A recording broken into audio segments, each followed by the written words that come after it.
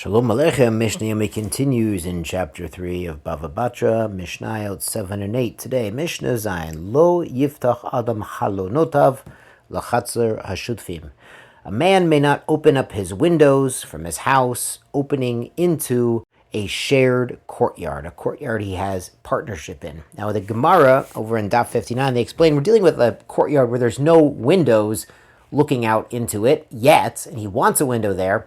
His partner can object and say, listen, when I'm out in the courtyard doing my laundry, I know if I hear your door, I can stop doing my laundry or whatever's kind of, semi-private, semi-embarrassing. I can take precautions. But if you open up a window, I don't know who's looking out the window. I don't know when you're looking out the window. So I don't want that. It's called hezek re'iyah, effectively a right to privacy. Mishnah adds, Lokoch bayit b'chatzer acheret. What if he buys a house right next door, but that house opens up to a different courtyard? Lo yiftahayna lachatzer shutim. He can't make a back door on the new house that opens up into the courtyard that he already has an apartment and he already has a partnership in.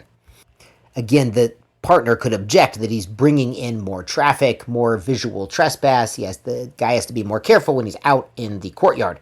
Bona aliyah al gabei beito. If he builds a second floor on his house, lo yiftachenu lachatzer shutim. He can't open this addition into the shared courtyard. Like he can't put a ladder or a stairway directly into the courtyard. But if he wants to, he could build another structure inside his house or behind his house, or build an addition on his house. But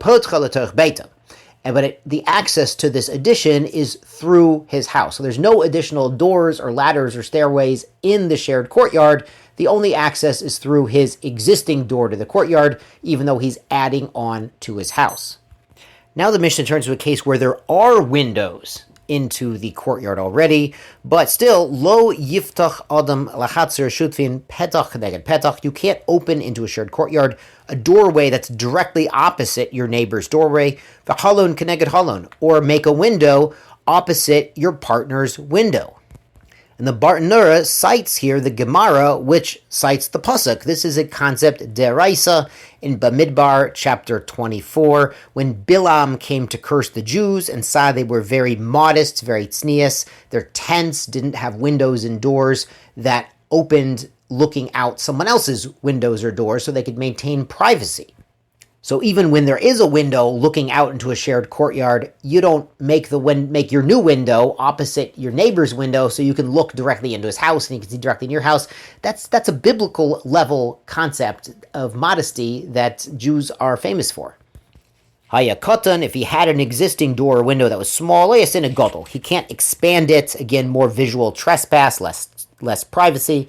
If he had one big one, he can't make two small ones, because maybe the neighbor, says, I can keep an eye on the window and not do things in front of the window, but two windows, it's harder. Aval, but what can he do? Poteach hu l'rshut rabim. If he's facing the street, he could open petach keneged petach, a door opposite the guy's door across the street. Halon keneged halon, or a window opposite the window of the guy across the street.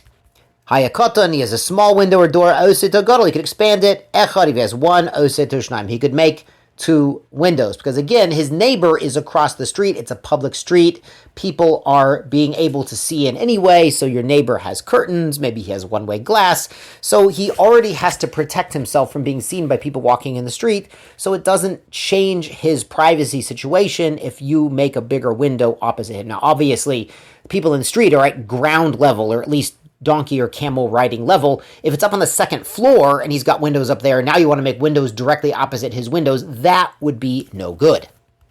On to Mishnah Chet. Ein osin cholol tachat reshut haravim. We don't make any kind of excavation, any kind of space dug out under the public street. Borrowed, whether that's water, pits, shichin, ditches for storage, and ma'arot, and covered, water storage vaults.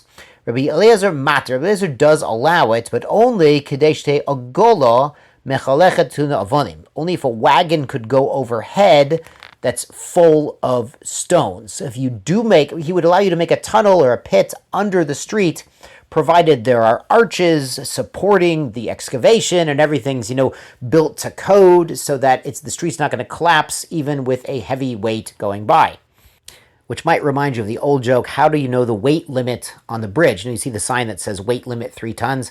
Well, the way they find out is they drive heavier and heavier trucks over the bridge until it starts to break, and then they rebuild it and weigh the last truck.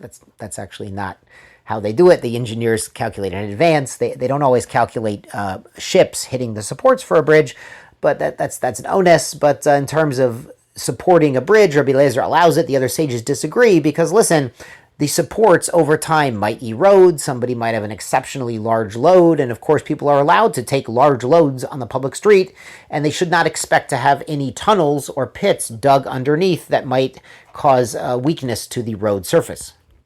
Now, back in the Mishnah, Ein motziin zizin ugezustrot l'reshut harabim. We do not allow these projections, we mentioned yesterday, like poles or roof beams sticking out. Gezustrot is balconies. We don't build these over the Reshut Harabim. You can't, extend your balcony over the public street. Here, there's not only a possibility of it collapsing and causing injury, but also the very last Mishnah in the second parak, we mentioned there could be ohel over tuma. It could create a halachic covering, a halachic tent over a part of a dead body, and a Kohen could walk underneath and become ritually contaminated.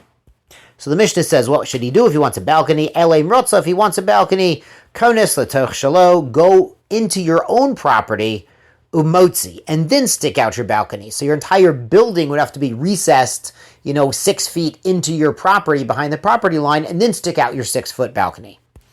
Loka chatzar, what if he buys a courtyard? He buys an apartment building with its own courtyard, ubozis and gezustrot, and it has these, poles sticking out. It has balconies already.